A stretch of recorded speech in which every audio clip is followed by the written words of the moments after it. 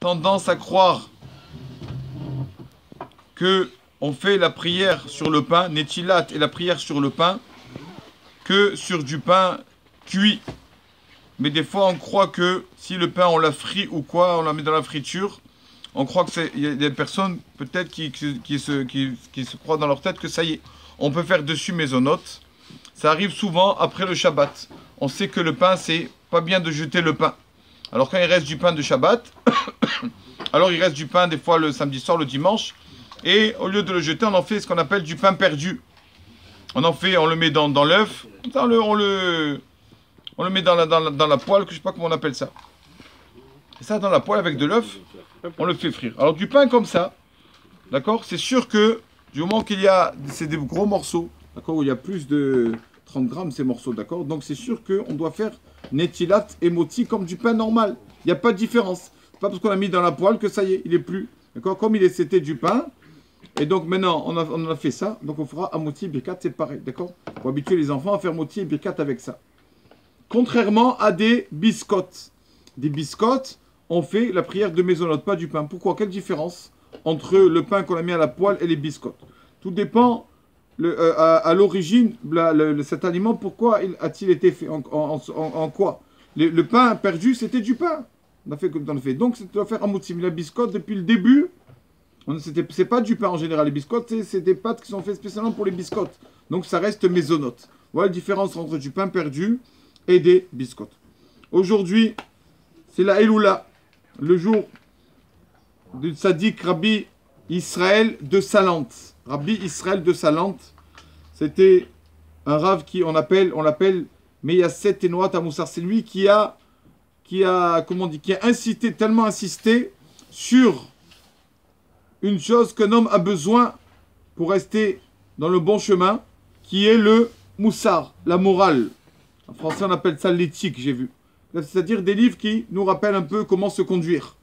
Il a ce rave toujours dans les shivot, au début, ils étaient contre lui. Il dit, qu'est-ce qu'il veut lui maintenant? C'est mieux d'étudier la Gemara, mieux d'étudier la halakha, les lois du Shabbat, tout ça. Lui, il a dit, c'est vrai, mais un homme pour tenir contre le Yetzirara, qui est là tous les jours, on a besoin d'un peu de moussa.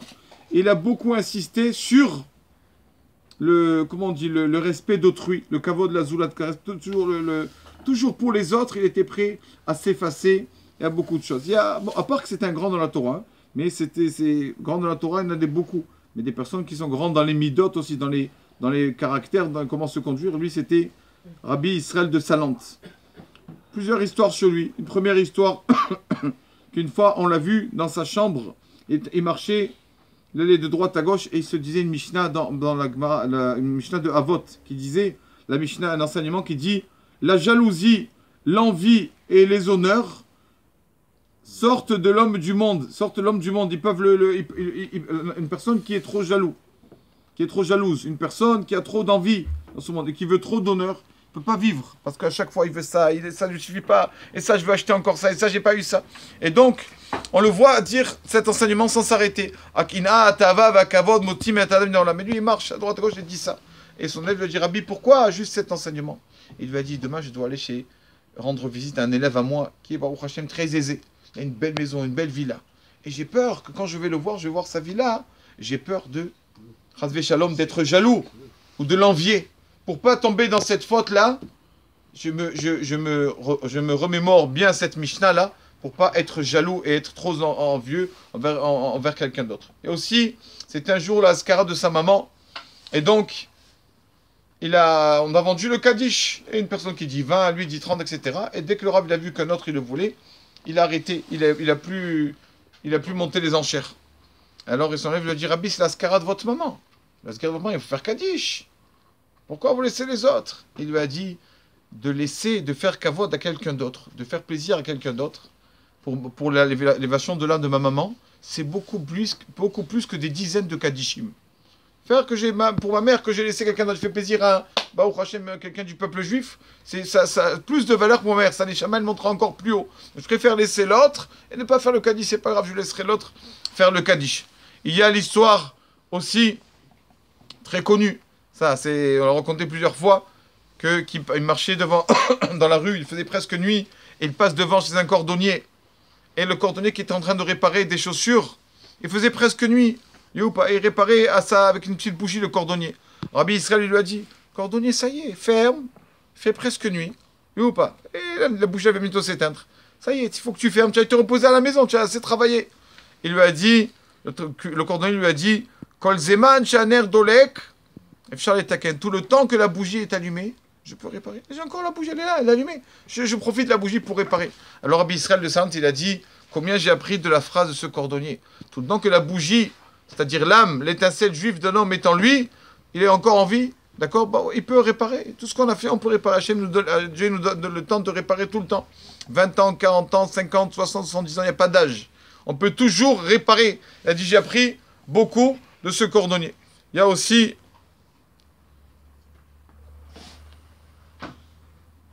Voilà. Quand ses élèves ont fait des matzot. On fait des matzot. Et vous savez que pour faire une matzah, il faut vraiment être très zélé. Il ne faut pas trop laisser la pâte trop gonfler. Parce que si ça gonfle, ça devient du chametz, chas v'shalom. Et donc ses élèves lui ont dit, Rabbeinu, qu'est-ce qu'on...